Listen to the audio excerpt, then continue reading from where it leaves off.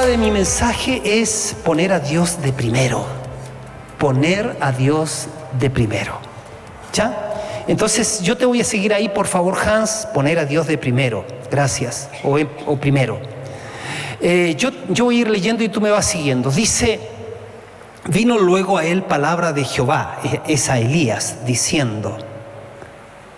Dale, por favor, parece que es lento ahí, ¿ves? Ya, no te preocupes, voy a leer acá. Primer libro de Reyes 17, del 8 adelante.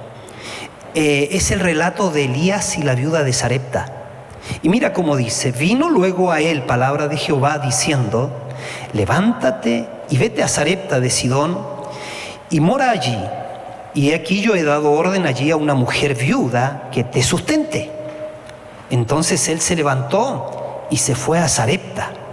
Y cuando llegó a la puerta de la ciudad, he aquí una mujer viuda que estaba allí recogiendo leña. Y él la llamó y le dijo: te ruego que me traigas un poco de agua en un vaso para que beba. Y yendo ella para traérsela, él la volvió a llamar y le dijo: te ruego que me traigas también un bocado de pan en tu mano. Y ella respondió: vive Jehová tu Dios, que no tengo pan cocido, solamente un puñado de harina tengo en la tinaja y un poco de aceite en una vasija. Y ahora recogía 2 leños para entrar y prepararlo para mí y para mi hijo, para que lo comamos y nos dejemos morir. Elías le dijo: no tengas temor, ve, haz como has dicho, pero hazme a mí primero de ello una pequeña torta cocida debajo de la ceniza y tráemela, y después harás para ti y para tu hijo, porque Jehová Dios, Dios de Israel, Él ha dicho así: la harina de la tinaja no escaseará, ni el aceite de la vasija disminuirá, hasta el día en que Jehová haga llover sobre la faz de la tierra. Vamos a orar. Padre, estamos ante tu palabra, ante la Biblia, que es la palabra de Dios. Nosotros somos lo que tu palabra dice que somos, tenemos lo que tu palabra dice que tenemos y podemos hacer lo que tu palabra dice que podemos hacer. Abre los ojos de nuestro entendimiento, Señor, porque anhelamos conocerte. Queremos este conocimiento revelado, impartido por el Espíritu Santo. Te agradecemos por la atmósfera, porque estamos envueltos en el Espíritu Santo. Te agradecemos porque estás obrando en los corazones, en el alma y los cuerpos de las personas que lo necesitan. Y gracias por edificar nuestras vidas. En el nombre glorioso de Jesús oramos. Amén y amén. Fíjese qué interesante. El título es poner a Dios de primero. Yo quiero compartirles un principio, que es el principio de lo primero. El principio de lo primero es más importante, es el más importante en nuestras vidas. El principio de lo primero. Porque si tú logras, y yo logro que el Señor sea el primero en todo, entonces nada más necesitaremos. O sea, todo estará bien. Si nosotros, si nosotros logramos que Él sea el primero en todo, entonces todo estará bien. Si Dios es lo primero en tu vida, todo lo demás va a estar bien en tu vida. Si Él no es el primero, entonces nada andará bien. O sea, si Él no es el primero, salud no andará bien, familia no andará bien, finanzas no andarán bien, trabajo, nada andará bien. Tu carrera o tu llamado, nada. Ahora, es probable que tú en teoría digas: pastor, no, si Dios es primero en mi vida. Yo lo he comprobado, yo sé que Él es el primero en mi vida. Pero yo respondería: a ver, déjame ver. Mira lo que te voy a decir, déjame ver qué haces con tu dinero para saber si es el primero o no es el primero. ¿Te has dado cuenta que mientras yo pueda hablarte del amor de Dios, pueda hablarte del perdón, pueda hablarte de otras cosas, no hay escozor, pero cuando te voy a hablar de dinero, no es aquí, en cualquier audiencia algo empieza a pasar. ¿no? ¿Por qué será? Porque claro, una manera de medir si es el primero es qué haces con tu dinero con respecto a Dios, ¿no? La Biblia dice, donde está tu tesoro, allí también va a estar tu corazón. Así que cada vez que te paguen tu sueldo, ahí va a estar tu corazón. Cada vez que recibes tu remuneración mensual, te pasa algo. Nos pasa algo a todos nosotros. Una sensación de bienestar, seguramente porque estamos en condiciones de pagar lo que debemos y ojalá nos quede un remanente. Entonces, donde esté tu tesoro, ahí va a estar tu corazón. Cada vez que te paguen, ahí estará tu corazón. Poner a Dios primero, entonces, es más que cantarlo. Porque a veces decimos, tú eres el primero en mi corazón, pero el tema es que es más que cantarlo. Es más que simplemente pensar que Él es el primero. Es cumplir este aparente simple principio, poner a Dios primero.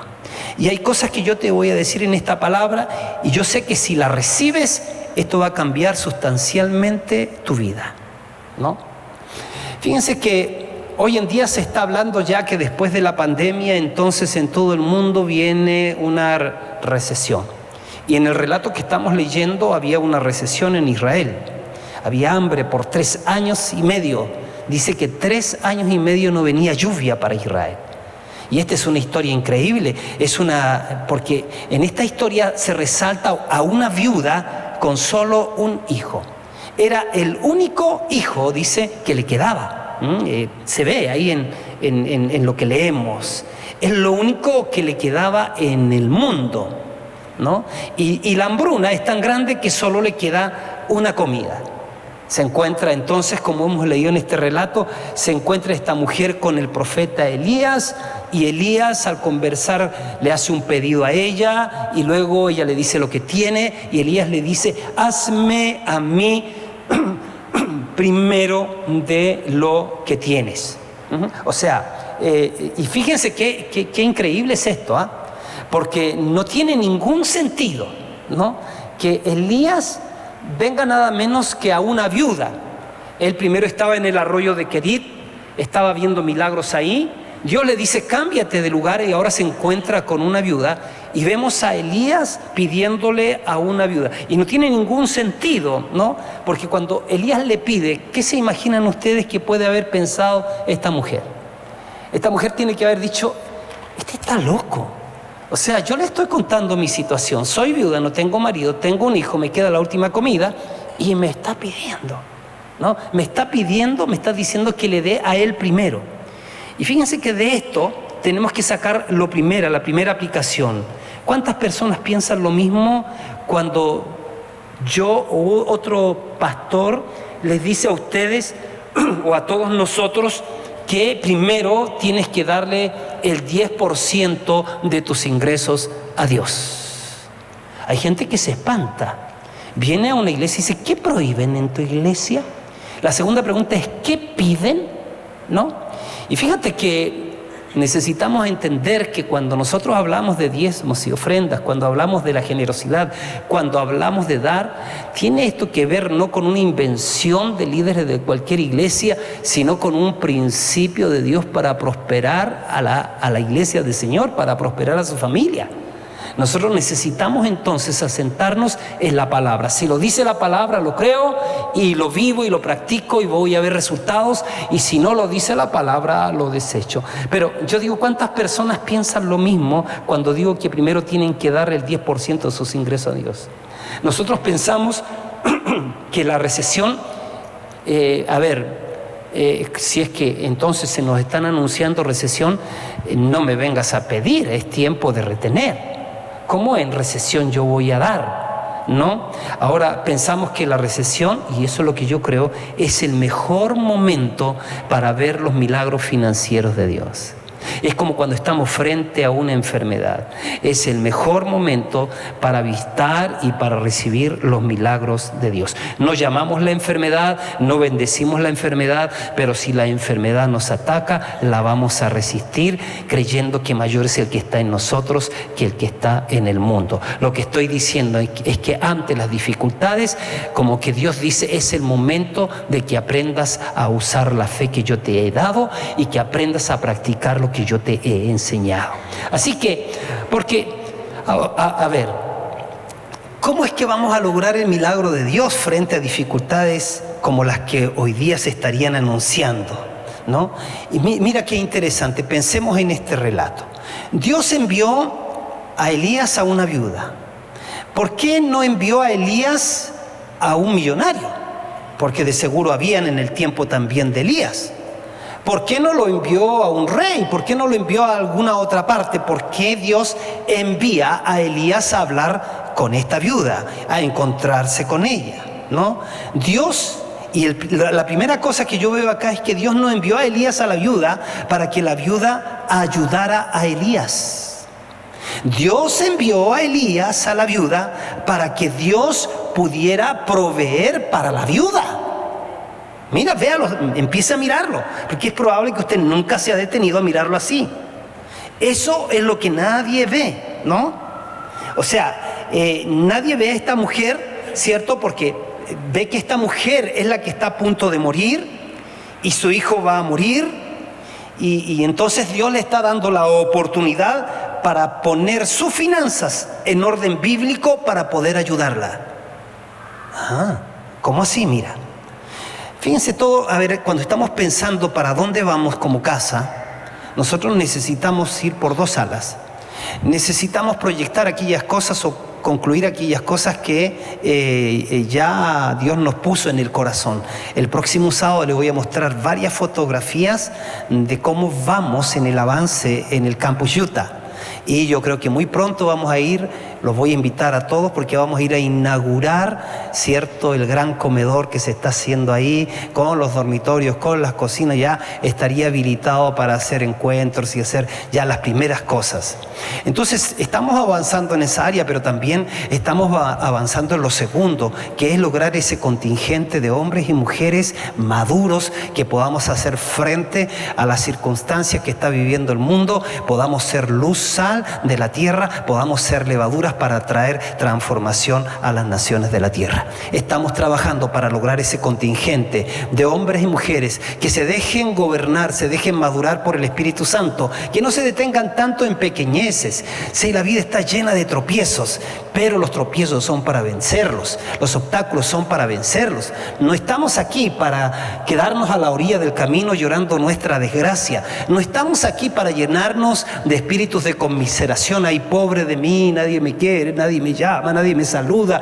No estamos para eso. La Biblia dice que estamos para tomar conciencia de lo que somos en Él. Mayor es el que está en nosotros que el que está en el mundo. Tenemos la mente de Cristo. El Señor dijo, no te dejaré ni te desampararé. Este cuerpo corruptible es templo del Espíritu Santo. Tengo el ADN de Dios, tengo la gracia de Dios, tengo la unción del Santo. Soy bendecido con toda bendición espiritual en los lugares celestiales. Eso es lo que nosotros tenemos que ver, porque esa es la realidad de nuestro espíritu.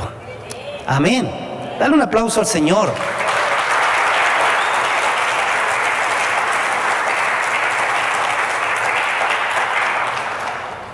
Entonces, el hecho de que no es que la mujer va a bendecir a Elías, sino que Dios va a bendecir a la mujer a través de Elías, a través de ese pedido, es lo que no vemos cuando leemos este pasaje. Esta mujer está a punto de morir, su hijo va a morir, así que Dios le da la oportunidad de poner en orden sus finanzas, en orden bíblico, para poder ayudarla. La razón por la que las personas nunca ven un milagro es que no dejan que Dios tenga la oportunidad de darles un milagro. ¿Sí? Teníamos el desafío de empezar con el comedor, Armando, ¿cuánto hay en las finanzas como remanente, además de pagar todo? Bueno, tenemos como 6 millones porque todos ya lo habíamos comprado en el terreno, pero ¿cuánto nos cuesta hacer eso? Nos cuesta más de 30 millones, ya, ¿cómo lo hacemos? Bueno, nos lanzamos en fe y nos lanzamos en fe. Y cuando nos lanzamos diciéndole a esa pequeña empresa, ya partan, empiezo a pensar, Señor, ¿y cómo lo vamos a hacer? Y sorpréndeme, por favor, sorpréndeme. Y ¿sabes qué? Yo no tengo memoria de que alguien alguna vez me haya llamado, porque no lo tenemos, Armando, que alguien me haya llamado para decir, oye, quiero decirte, pastor, que nuestra iglesia ha decidido, sin que nosotros hablemos nada, darles a ustedes 10 millones de pesos, ofrendarles. Nunca. Y yo le digo a esta persona, pero ¿cómo ustedes están ofrendándonos a nosotros si ustedes están allá en Santiago ante un inmenso desafío? Están comprando como un líder así, es 7 hectáreas, 3.000 autos.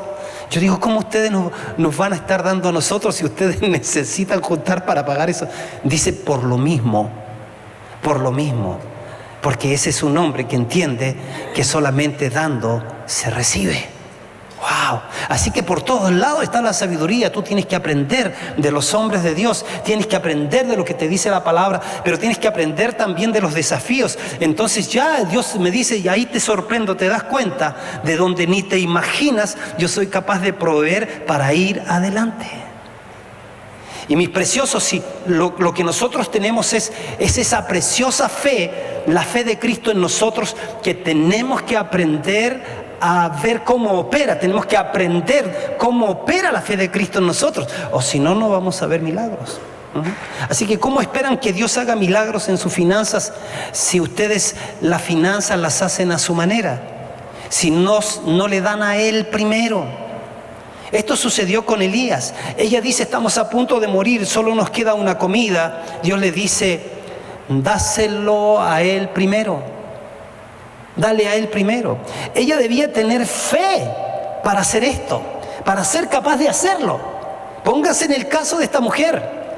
Tiene para ella, para su hijo, se come la última comida, se mueren.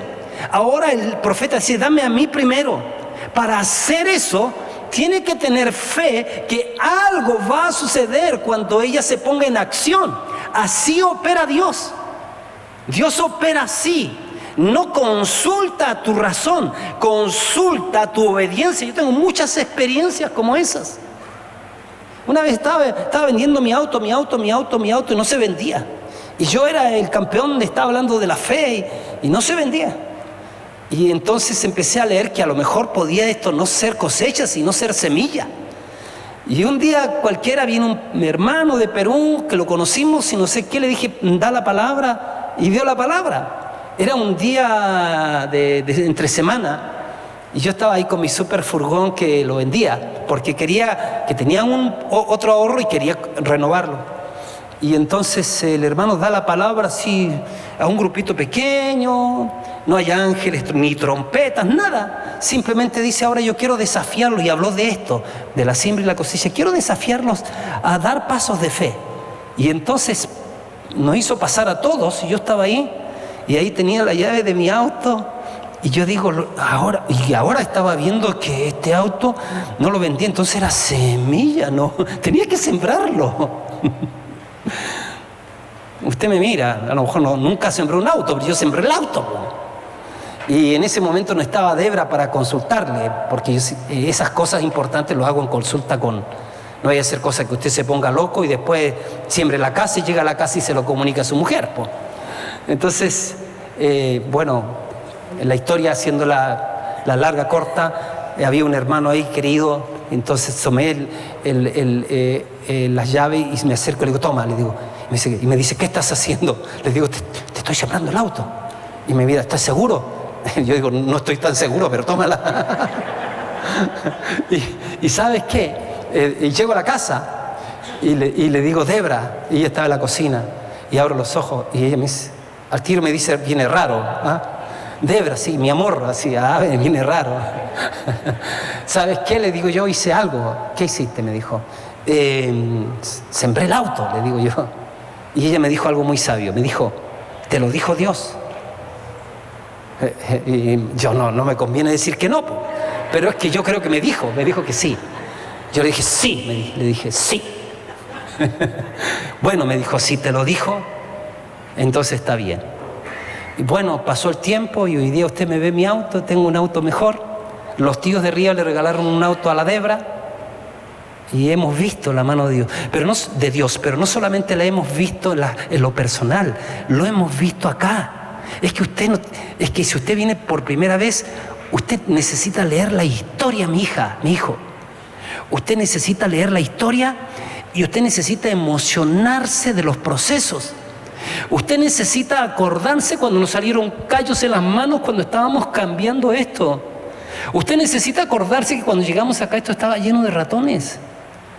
Usted necesita entender y hemos visto en el tiempo la fidelidad de Dios, porque hemos usado la premisa de ser fiel en lo poco para que Dios nos ponga en lo mucho. Y le voy a decir que acá tenemos personas preciosas que usted no se imagina cuánto han hecho para hacer que esto sea una realidad, que lo que está pasando arriba sea una realidad, que lo que pasó con la radio sea una realidad. Usted no tiene idea de las personas preciosas que Dios nos ha dado en esta casa, que como hormiguita, que en pleno silencio, sin buscar protagonismo, han gestionado para que nosotros logremos nuestros objetivos. Gente que ha entendido el principio. Entonces, ella debía tener fe para ser capaz de hacer lo que le estaba pidiendo el profeta. Cuando ella lo hizo con sus recursos naturales, cuando ella decidió entonces, como leímos en el relato, darle al profeta, entonces tuvo provisión sobrenatural. Usted puede darse cuenta de eso, pero tuvo que poner a Dios de primero. Escuche, Dios no necesitaba que esa viuda alimentara a Elías. Escúcheme lo que le voy a decir.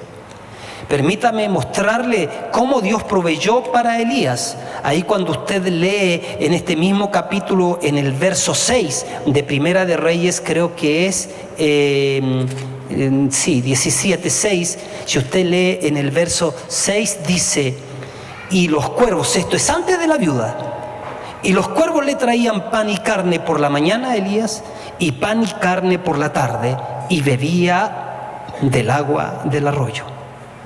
Dios hizo que los cuervos le trajeran pan y carne por la mañana y pan y carne por la tarde, ¿no? Bebía del agua del arroyo. Dios hizo esto en un periodo de sequía para el profeta. Por lo tanto, Dios no necesitaba que esa viuda alimentara a Elías. Dios podía hacerlo de diferentes maneras. Tiene que ver lo que la única razón por cual llegó Elías ahí era porque Dios quería bendecir a la viuda. ¿Y cómo la iba a bendecir? A través de que ella entendiera el principio de que Dios es primero. Dios es primero, dame a mí primero. Y cuando alguien da un paso de fe honrando a Dios así en fe, entonces va a ver que lo sobrenatural se suelta para ella.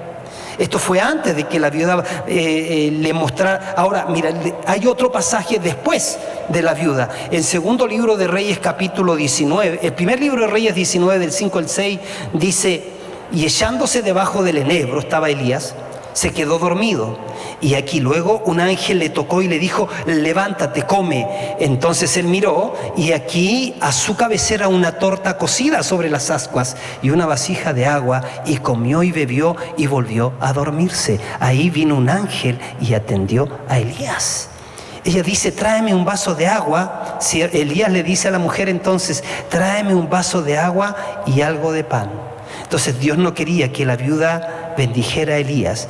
Él quería bendecirla a ella, si ella hacía funcionar su fe. Dios quiere entonces, mi hermana, mi hermano, proveerte de manera sobrenatural, pero tú debes honrarlo a Él primero.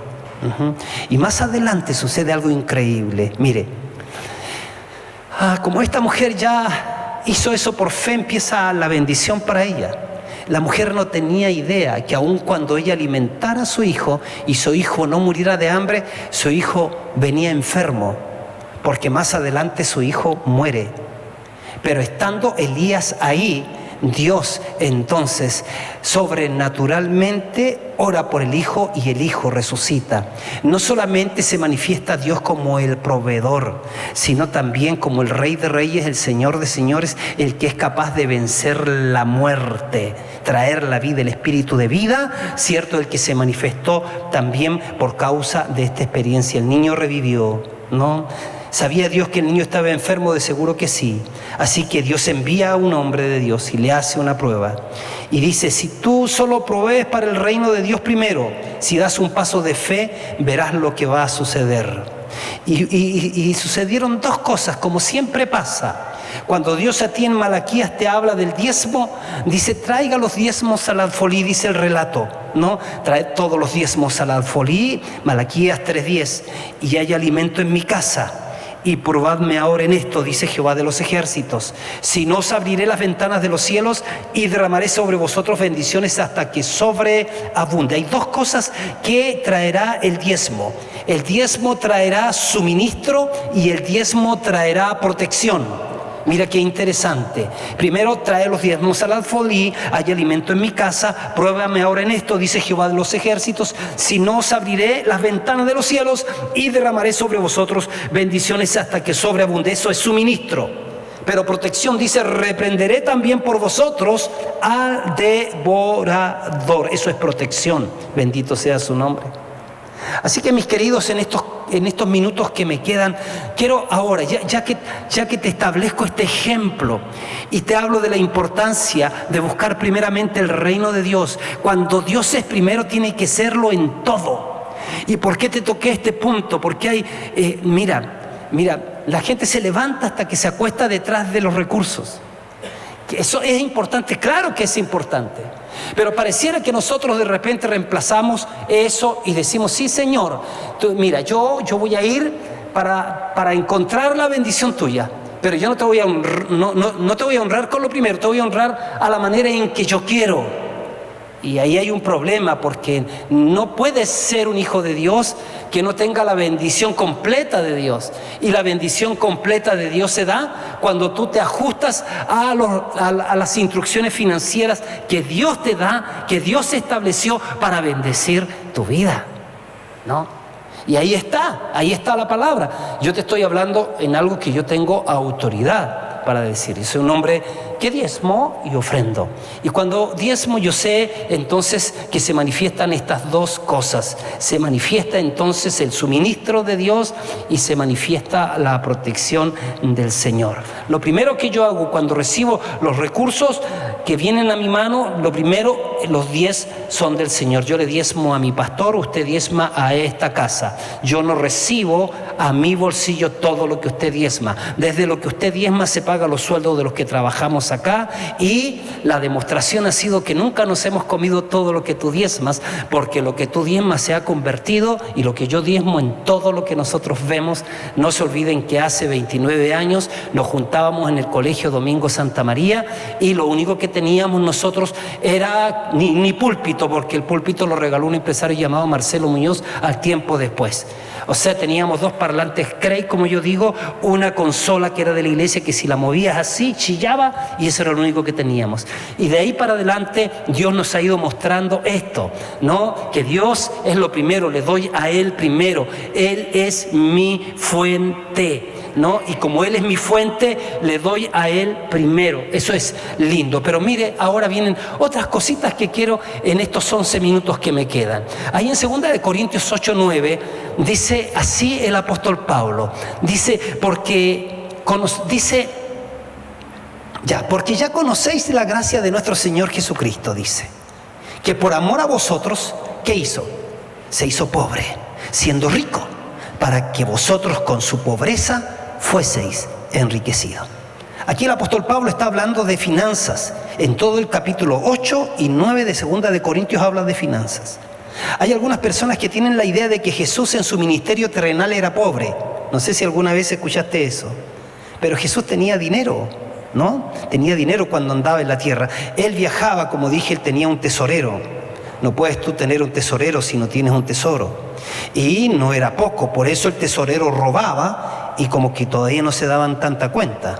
Cuando hay mucha plata no se dan tanta cuenta, cuando hay poquito uno sabe de inmediato, ¿no? Los soldados se pelearon sus ropas, así que no vestía mal, ¿no? Y fíjense que hay más evidencia en la Biblia, hay más evidencias para decir que tenía una casa de que no tenía una casa. En Capernaum, donde bajaron el paralítico, Jesús estaba en esa casa. Y en una ocasión también le preguntaron, maestro, ¿dónde vives? Y él dijo, ven y ve. Se dice que Jesús, la religión te dice que Jesús era tan pobre que ni siquiera tenía un sepulcro para ser sepultado.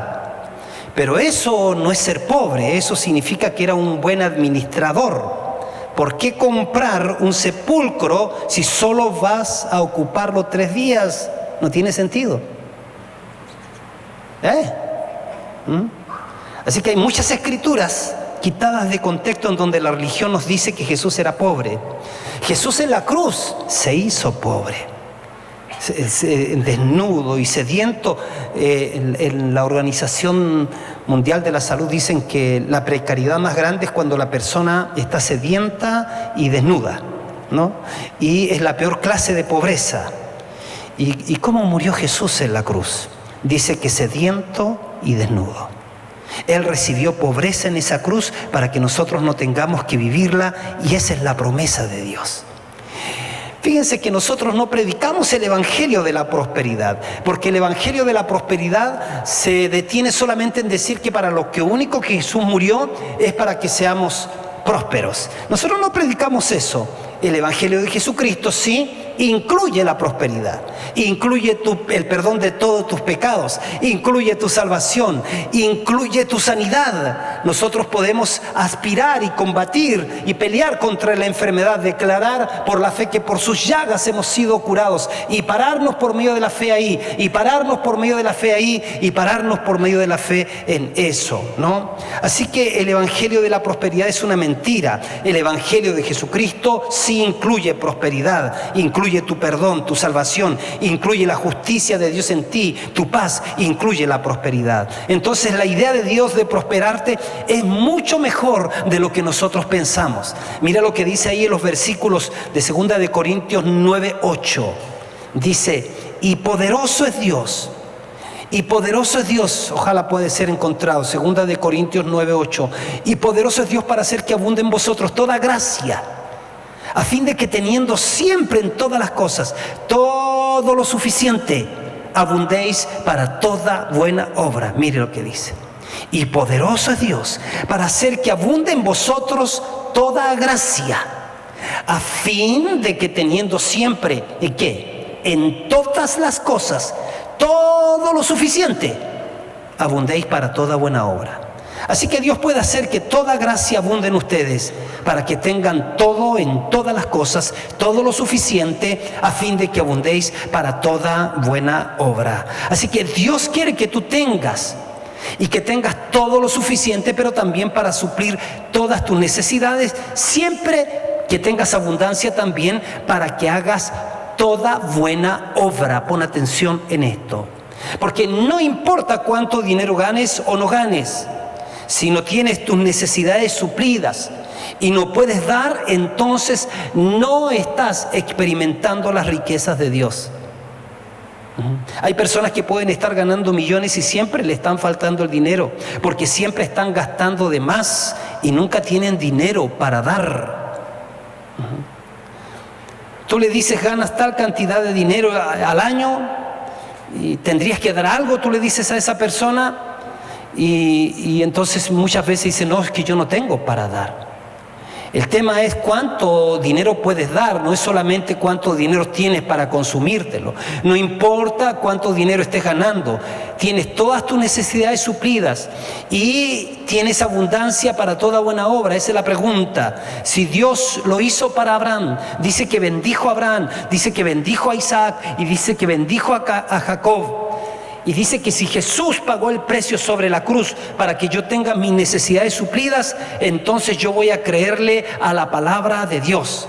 Vamos a mirar algunas escrituras que son 2 para concluir. Proverbios 10:22 dice, Proverbios 10:22 dice, la bendición de Jehová es la que enriquece. La palabra en hebreo enriquece es posesiones, sustancias, riquezas. La bendición de Jehová es la que enriquece y no añade tristeza con ella. Hay solo 2 tipos de cristianos. Escúcheme esto, esta es buena.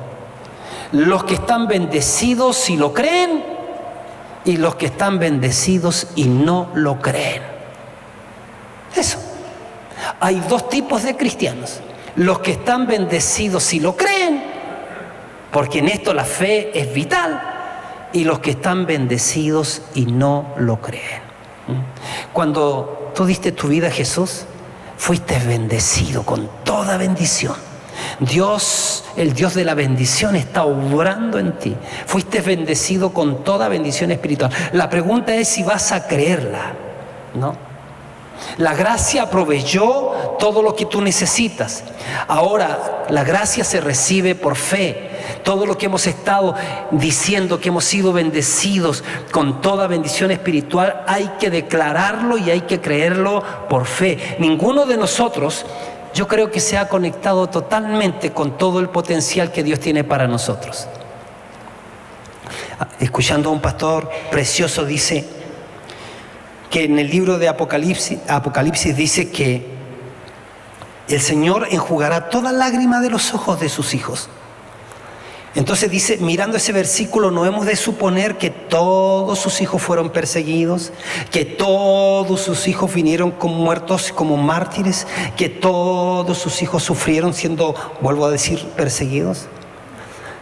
No se refiere solamente a esos, sino que va a enjugar toda lágrima de hijos también que, estando en la gloria, recobrarán conciencia de no haber tomado conciencia de todo lo que se perdieron mientras estaban en vida en comunión con Cristo.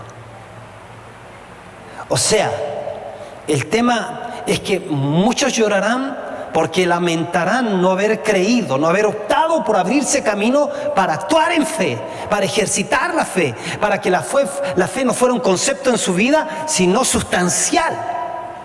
De verdad que nosotros necesitamos pasar de la teoría a la práctica. Y para eso entonces tienes que dar pasos de fe. Esas cosas que Dios te dice a ti y solo a ti, entonces hazla. Ve adelante. Tienes que ir, lo que te saldrá al camino es el temor, siempre es el temor. Y el temor es fe al revés. Hay un montón, a ver, ¿qué cosas tú harías si no hubieses tenido, qué cosa hubieses hecho si no hubieses tenido temor? Un montón de cosas. Ahora, si Dios me ha bendecido y si Dios me puede proveer, a ver, cuando tenemos desafíos decimos, ¿cómo vamos a partir? Y yo digo, de la misma manera que lo hicimos acá, pues. Es que no somos tan listos como para tener lo que tenemos, o sea, Dios lo ha provisto. Y a veces cuando yo tengo que ir a países, a lugares, y miro los aeropuertos, yo digo, mira este aeropuerto, el otro día le decía a Débora, mira, un espacio como de aquí a allá, pelado, hecho de la mejor manera para que puro pasen las personas. Yo decía, entonces, si estos que no creen en Dios tienen mente para pensar así, ¿por qué a veces ando tan reducido? Ando pensando en la cosita pequeña, que ojalá un día tengamos airecito acondicionado, que nos limitamos.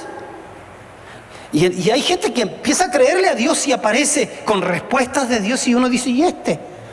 ¿No? Y así han habido letrados que han criticado al no letrado. El tema es que el letrado sabe para analizar, para juzgar, para apuntar, para creerse orgulloso, pero el otro le cree a Dios nomás. Y dice, Dios me lo dio y yo le creí. Y había una causa que había que activar, había una causa que había que atender que tiene que ver con con bendecir personas, y ven la mano de Dios. Eso te quiero decir. Entonces, ahora, dice la palabra acá, en Proverbios 13:4, dice, el alma del perezoso desea, pero nada alcanza. Más el alma de los diligentes dice que va a ser prosperada. Pon atención en esto. Los diligentes toman el botín. Lo toman como los 4 leprosos. Ellos no tuvieron que hacer nada, ¿se acuerdan? Solo recoger lo que ya había sido ganado para ellos. Por fe. Para eso tenemos nosotros que confesarlo, declarar lo que somos en Él, declarar lo que tenemos en Él, declarar lo que Él ha hecho por nosotros, declararlo. Ayer estaban los jóvenes acá en una reunión y vino una persona que quería hablar con uno de los pastores. El mensaje era que Dios lo mandaba porque hay 2 profetas moviéndose en la tierra, uno es Elías y el otro es Moisés, míralo. Y que dice que el mensaje era que teníamos que arrepentirnos. Él no tiene ni idea que nosotros yo ya me arrepentí. Y el día en que me arrepentí, el Señor me recibió. Y el día en que me arrepentí, por pura gracia, el Señor me sacó del reino de las tinieblas y me puso en el reino de la luz.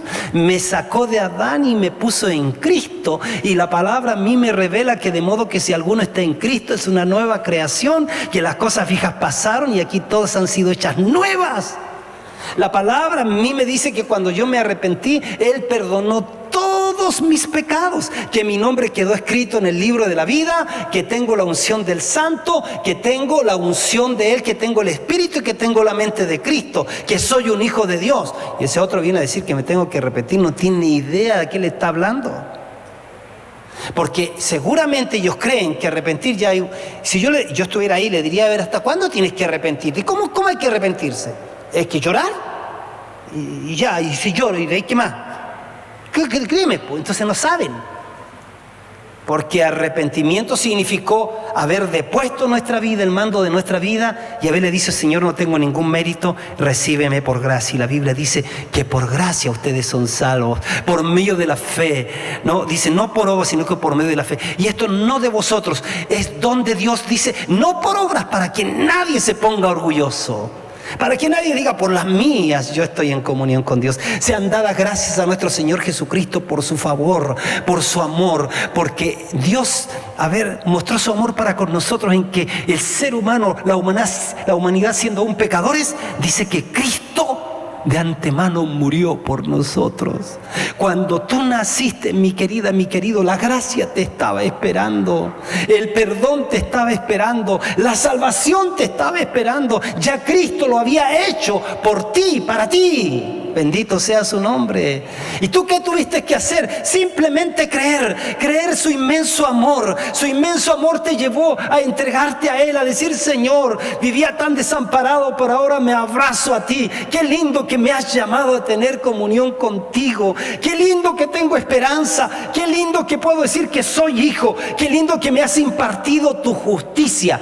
El que el Señor te haya impartido su justicia quiere decir que Él te mira como que si nunca hubiese pecado. Había una justicia que la daba y los hombres la buscaban cumpliendo los 10 mandamientos, la ley de Moisés, y nunca podían cumplirlo. Y la Biblia dice que por haber creído en Cristo, Él nos impartió su propia justicia, que es por la fe que somos justificados. Eso es maravilloso. Eso, es que déjate querer, es que déjate amar.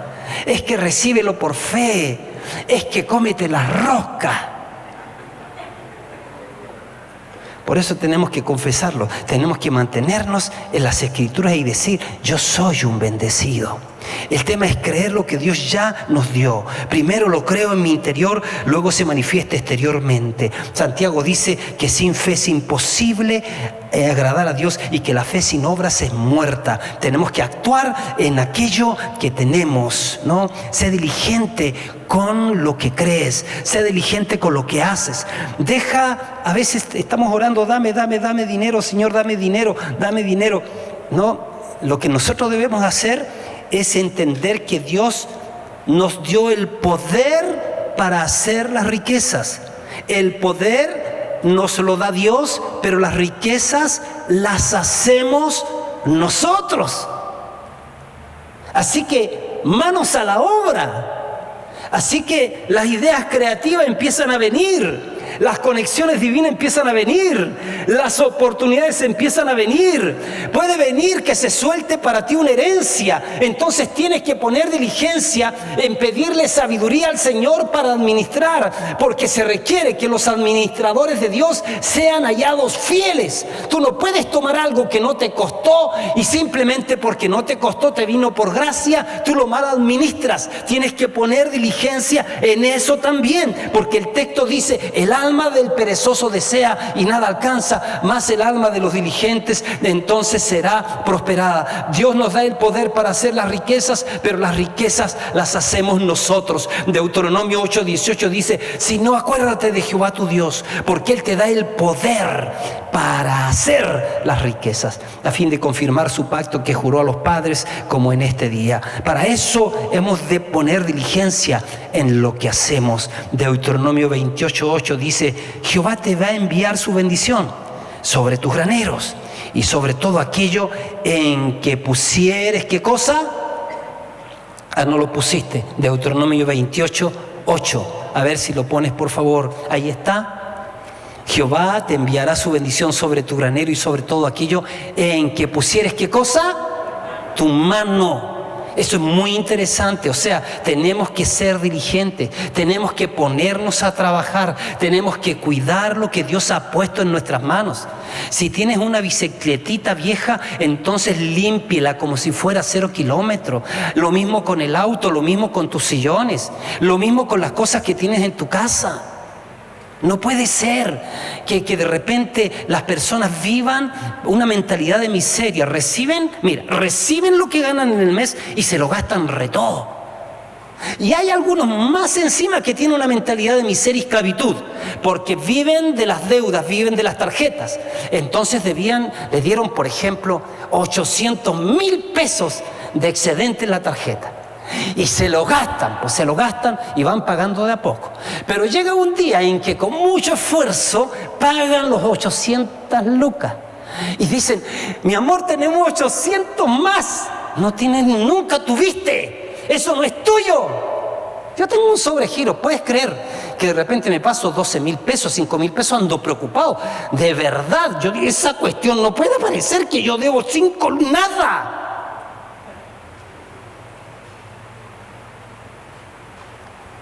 Y eso es de menos a más. Oiga, yo empecé a venir a la iglesia cuando había que dar ofrenda y me metía la mano al bolsillo y no tenía un peso. Pero después empecé a dar y descubrí que a veces para comprar el completo sacaba los 1,000, pero para dar la ofrenda sacaba los 200. Y tuve que empezar a revertir eso, a cambiar en mi generosidad, ser obediente y a creerle. Y hoy día yo creo que yo vivo en una unción de prosperidad, porque no solamente tengo la gracia, sino que soy diligente también en aplicar sus principios.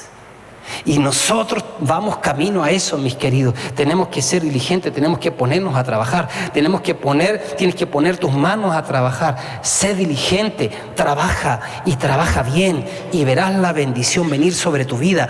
Trabaja y trabaja bien, no trabajes al ojo, trabaja como el mejor trabajador para tu jefe.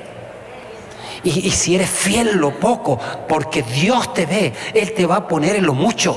No sea un sacador de vuelta, no sea una persona que promete un producto y lo entrega de mala calidad. No seas una persona que pediste prestado y no lo devuelves. Si pediste prestado, ponte desde ya en campaña y decir: ahora yo voy a hacer todo lo posible, no sé, voy a hacer pan amasado, no sé qué cosa, pero voy a juntar la plata y voy a dar la cara y se lo voy a pagar a esa persona.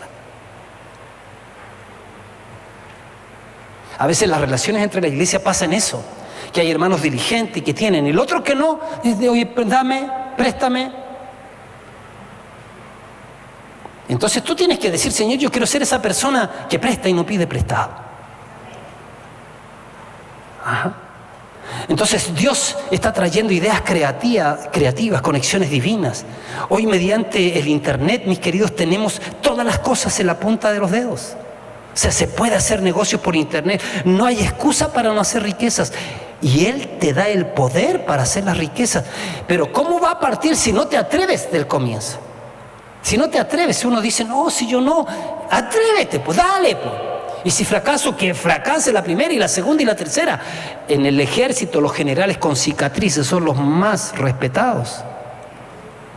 El tema es que al no estar conectado bien con el dinero, decimos que no sabemos y no podemos hacer dinero, y eso no es verdad. Cualquier declaración que confieses con tu boca, al final deberías decir: y así es como quiero que sea.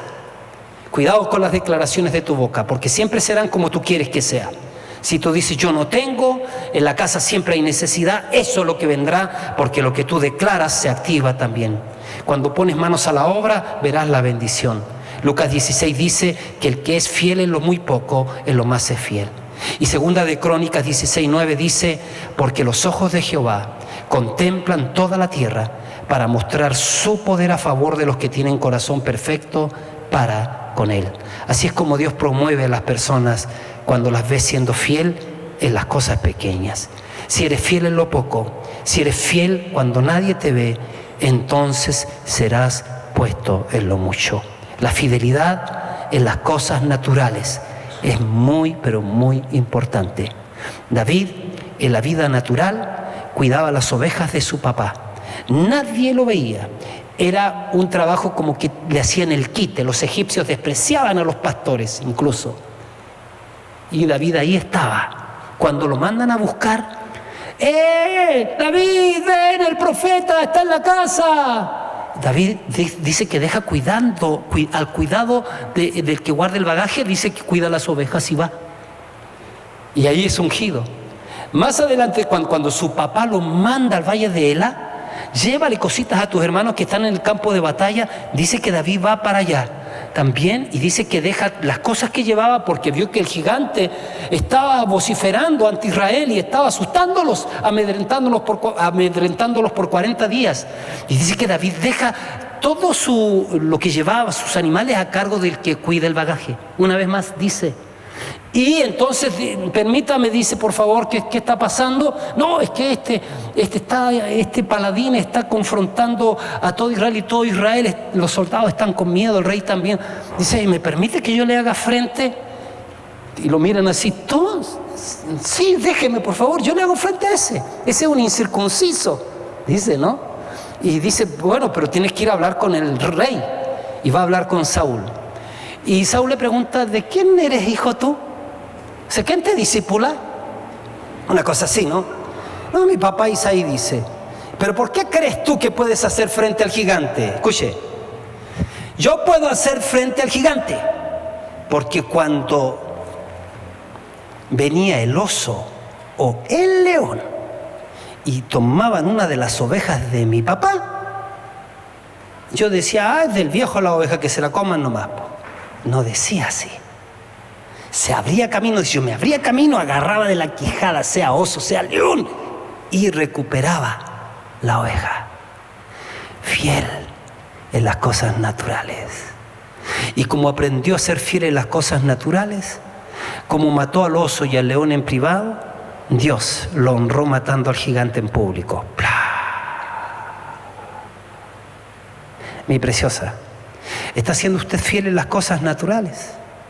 O si no, nunca va a salir de donde está. Usted puede llevársela cantando toda la vida de que es un victorioso. La fidelidad en las cosas naturales, Dios primero, luego la familia y luego el ministerio.